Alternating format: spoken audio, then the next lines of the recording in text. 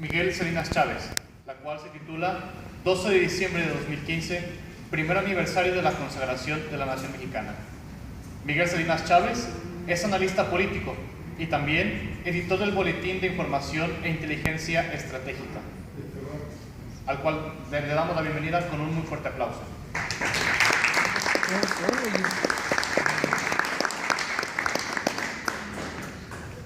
Muy buenas noches a todos. Muchas gracias por su presencia. Hemos hecho un recorrido histórico de lo que es la esencia de la nacionalidad mexicana, como ustedes vieron, y es el título al final de nuestra reunión, de nuestro evento, para rendir homenaje a nuestra Santa Madre, la Virgen de Guadalupe. Ya hicimos un recorrido histórico de lo que fue el previo a la aparición de la Virgen de Guadalupe, de cómo se desarrollaron los hechos y cómo se consignó en un documento que es para nosotros como el documento fundacional, como nuestra verdadera constitución, el documento en el cual está basado lo que somos como nación, que es precisamente el Icalmopohuac, que magistralmente nos acaba de mostrar y exponer el señor Martín Gama, el licenciado Martín Gama. Nosotros, ahora, viendo en retrospectiva, en estos casi 500 años desde que la Virgen de Guadalupe tomó nuestro país, nuestra tierra, como el lugar donde ella quería vivir, porque al final de cuentas, la Virgen María ya escogió el territorio de México para venir a vivir aquí, a diferencia de otras apariciones, muchas donde ha habido la gran dicha de ver a nuestra Madre del Cielo, donde ella se aparece y pide que se le levante un templo para ahí se le rinda homenaje, etcétera. Aquí en México la diferencia fue que pidió una casita, o sea, donde ella quería vivir. Nuestra historia como país está necesaria y absolutamente ligada a la Virgen de Guadalupe y a los acontecimientos guadalupanos. No hay forma de separar la identidad nacional mexicana de lo que representa la Virgen de Guadalupe. Ustedes recibieron a la entrada un documento, un ejemplar de un boletín, de un semanario que un grupo de amigos de la Ciudad de México y de otros países de Iberoamérica y de aquí de Guadalajara estamos realizando desde hace un par de años, con la idea básicamente de esto que estamos haciendo con ustedes, de abrir las conciencias, de conocer cuál es nuestra verdadera identidad y de defender los valores que están tan atacados. Ustedes se van a llevar a sus casas ese boletín, que es un compendio de 2 años de trabajo con una selección de artículos de todos los temas habidos y por haber que hemos abordado nosotros, desde economía, política, ciencia, historia, filosofía, religión, etc. La motivación que tuvimos este grupo de gente, entre las cuales está precisamente el doctor José Alberto Villasana, que fue el ponente de la videoconferencia que tuvimos, y otros amigos más, para hacer este boletín, este semanario, era precisamente poder detener esta locura de violencia que está azotando a nuestro país en los últimos, bueno, desde hace mucho tiempo, pero más dramáticamente en los últimos 8 años, del 2007 para acá. Nosotros sabíamos que teníamos un compromiso por lo que sabemos, o sea, el saber siempre implica un compromiso. Sabíamos que la violencia no era casual, sabíamos que era una reacción directa que tenía una relación, como lo dijo el doctor Villasana, con la legalización del aborto. Y además sabíamos que nuestros obispos tenían y tienen el compromiso y la obligación de ser ellos los que tenían o los que tienen que encabezar esta rebelión contra el demonio y las huestes que nos están azotando como país. El señor Gama nos dijo precisamente algo muy importante: la Virgen de Guadalupe pudo haber llegado directamente a aparecerse con todo el pueblo, no ocupaba, vamos a decir, intermediarios, pero ella escogió 2 piezas clave muy importantes y eran los 2 extremos completos de la escala social. Era el indio Juan Diego, que era el último eslabón de la cadena social, y a la cabeza, que era al obispo, que era el líder, el principal de la ciudad.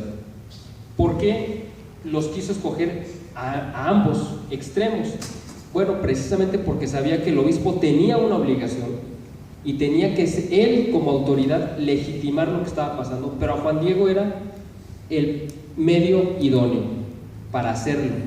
En el caso nuestro, nosotros somos como ese último eslabón de la cadena. Nosotros tenemos la obligación de hacer conciencia, pero necesitamos de las autoridades religiosas, que en este caso son nuestros obispos. A partir de 2007, que se legalice el aborto en México, nuestros obispos guardaron silencio, desgraciadamente, o la mayoría. Algunos sí levantaron la voz, incluso el cardenal Sandoval ha sido de los más aguerridos defensores de la vida, y ha habido algunos obispos muy valientes, pero muchos guardaron silencio.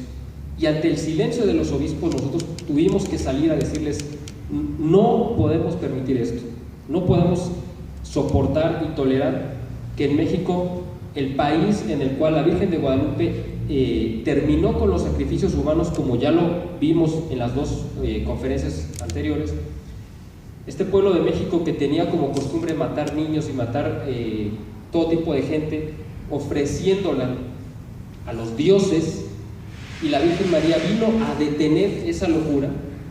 No puede ser posible que casi 500 años después volvamos a esa misma práctica de sacrificios humanos. El aborto es un sacrificio humano. ¿A quién se le está ofreciendo ahora? Ya no a los dioses, es al demonio. Es una ofrenda que se le está dando al demonio, y lo estamos fortaleciendo. Bueno, nosotros no, la gente que lo está practicando, pero también los que guardan silencio. Entonces, nosotros tenemos esa obligación doble, porque vivimos en la misma casa donde habita nuestra madre del Tepeyac, y tenemos una obligación porque ella nos escogió a nosotros específicamente como pueblo, como el lugar donde ella iba a estar permanentemente habitando. Esta fue la motivación precisamente de ver este silencio de nuestros líderes religiosos, el que nos motivó a salir y denunciar lo que estaba pasando precisamente a través de estos medios. Gracias a la providencia, pues esto ha ido creciendo y hemos ido teniendo cada vez más espacios y más oportunidad de mostrar y hacer conciencia con la gente. Ahora, nuestra historia y los acontecimientos que hemos visto, los que nos expuso tanto en la primera conferencia el doctor Villasana, que nos mostró precisamente ese inicio y ese final en los últimos tiempos, que no sabemos si nos va a tocar verlo, pero el inicio del cual ya fuimos testigos de cómo empezó esta historia de México con la Virgen de Guadalupe. A nosotros nos toca escribir un capítulo en esta historia que no nos tocó ver el inicio, pero lo sabemos, y no nos va a tocar ver el final, probablemente, pero también lo sabemos. Y estamos nosotros en medio y tenemos la obligación también de cumplir con nuestra misión en este momento. Por eso es que la conferencia que a mí me toca exponerles es sobre el primer aniversario de la consagración de la nación mexicana. Y dicen, bueno, ¿y qué tiene que ver todo lo que nos ha dicho con esto? Bueno, porque yo me imagino que la mayoría de los que están aquí presentes, si no es que todos, me imagino que no supieron que el año pasado, el 12 de diciembre del 2014, la nación mexicana se consagró al Inmaculado Corazón de María y al Sagrado Corazón de Jesús. Yo, si les pidiera que levantaran la mano quiénes lo sabían y quiénes no, me imagino que la mayoría serían los que no sabían de este acontecimiento. Pero es un acontecimiento histórico, absolutamente trascendental para nuestra patria, para nuestra historia, y la mayoría de la gente no lo supo. Vamos a ponerlo en este contexto, como la tercera guerra, o el inicio de la tercera guerra de independencia. O sea, nosotros hemos tenido dos guerras de independencia, ya hicieron mención de ambas en las dos ponencias anteriores. La primera fue precisamente cuando llega Hernán Cortés y los pueblos que estaban sometidos por el Imperio Azteca quisieron rebelarse porque veían que venía, bueno, una forma de violencia, de saqueo, de explotación de parte de los aztecas hacia el resto de los pueblos.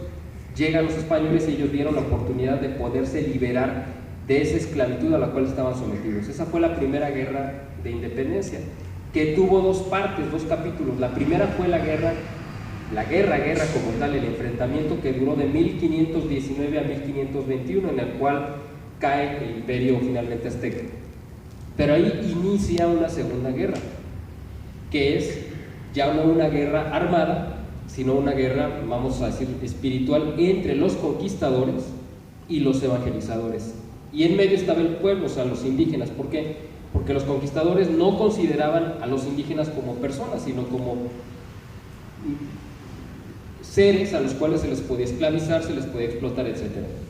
Y los evangelizadores decían, no, estas personas son seres humanos igual que nosotros, tienen un alma y nosotros tenemos que respetarlos.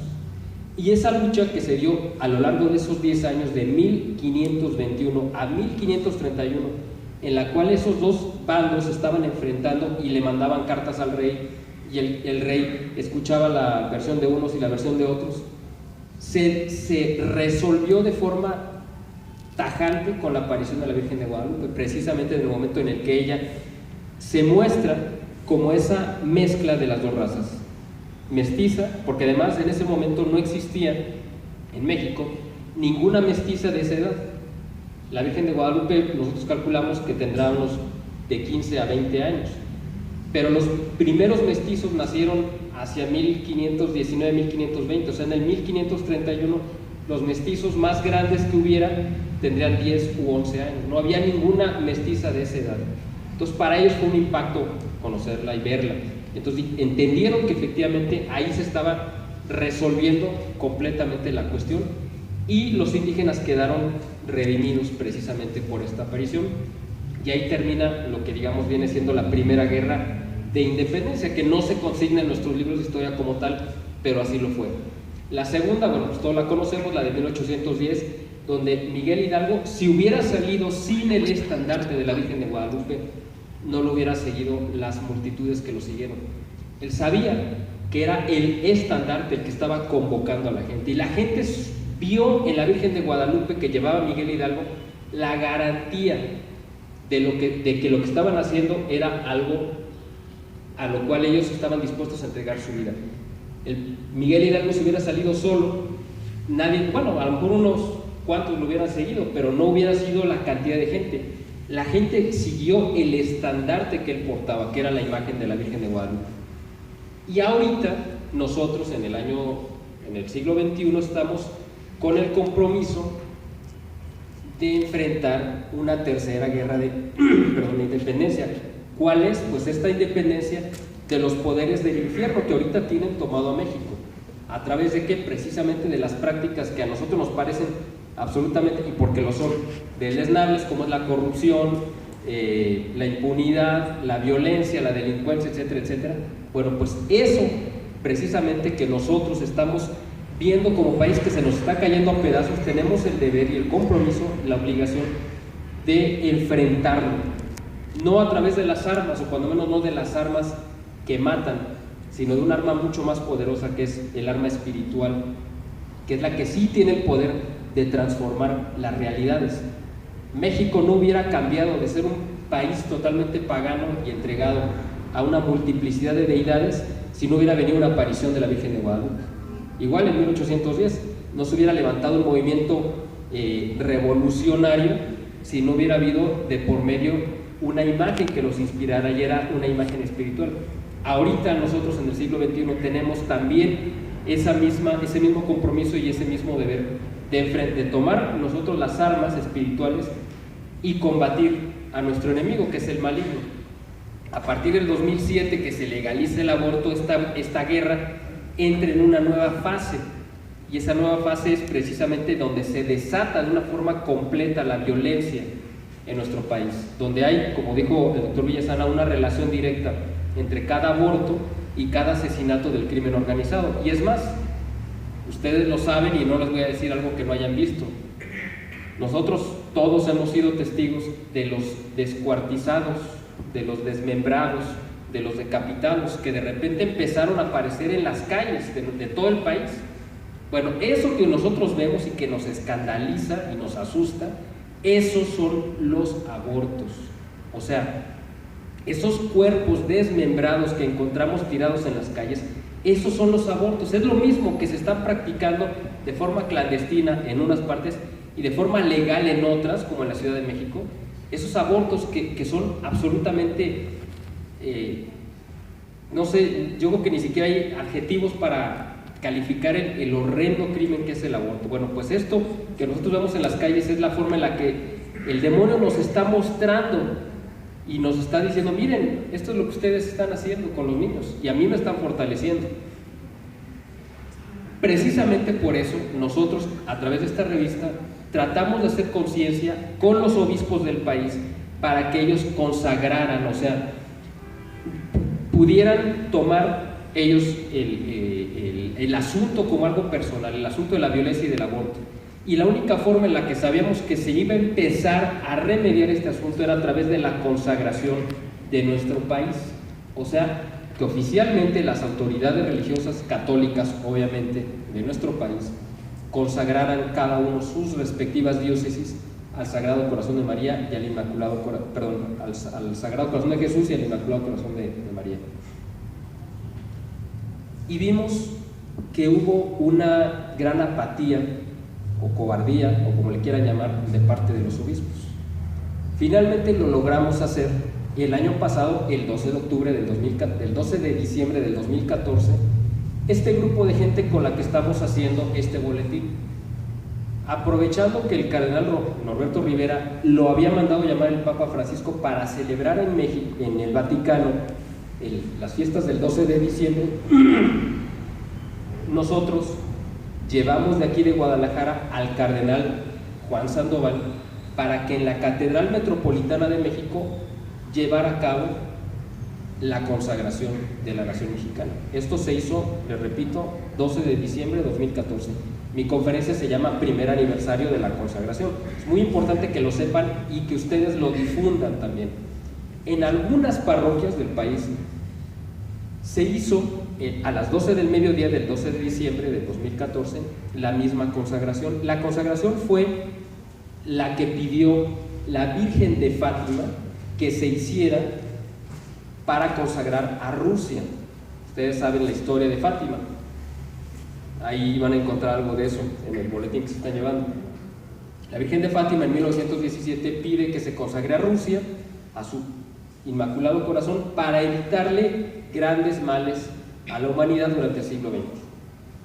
Esta consagración no se hizo cuando ella lo pidió y vimos la cantidad de desastres que pasaron y de crímenes y de atrocidades durante el siglo XX que cometió la Unión Soviética, el comunismo. Bueno, finalmente Juan Pablo II en 1984 hizo una semi-consagración, porque al final de cuentas hubo tantos opositores dentro de la Iglesia y dentro del Vaticano a que se llevara a cabo esta consagración, porque no era políticamente correcto, porque podía incomodar a la Unión Soviética. Entonces el Papa Juan Pablo II hizo lo que pudo y finalmente el cielo la tomó como buena, y por eso cae a los 5 años el bloque comunista, que era impensable en ese momento. Bueno, tenemos esa garantía nosotros de que si hacíamos esta consagración, podíamos derrumbar este castillo gigantesco de maldad que se ha levantado sobre México. Por eso nosotros llevamos al cardenal Sandoval a que, en ausencia de Norberto Rivera, claro, le avisamos que lo íbamos a hacer, pero aprovechando que no iba a estar porque a lo mejor no iba a querer, y no quiero entrar en muchos detalles, pero aprovechando su ausencia, llevamos al cardenal don Juan Sandoval y él consagró a la nación mexicana. Pero esta consagración no fue completa, porque la idea era que todos los obispos se hermanaran en el mismo momento para hacer la consagración nacional. El cardenal Sandoval y muchos de nosotros hicimos una labor, vamos a decir, de cabildeo, por decirlo de alguna forma, con muchos obispos del país para que ellos tomaran como una cuestión personal la consagración. Y les voy a contar algo muy triste, y no les puedo dar nombres ni les puedo dar más detalles, simplemente quiero que lo sepan.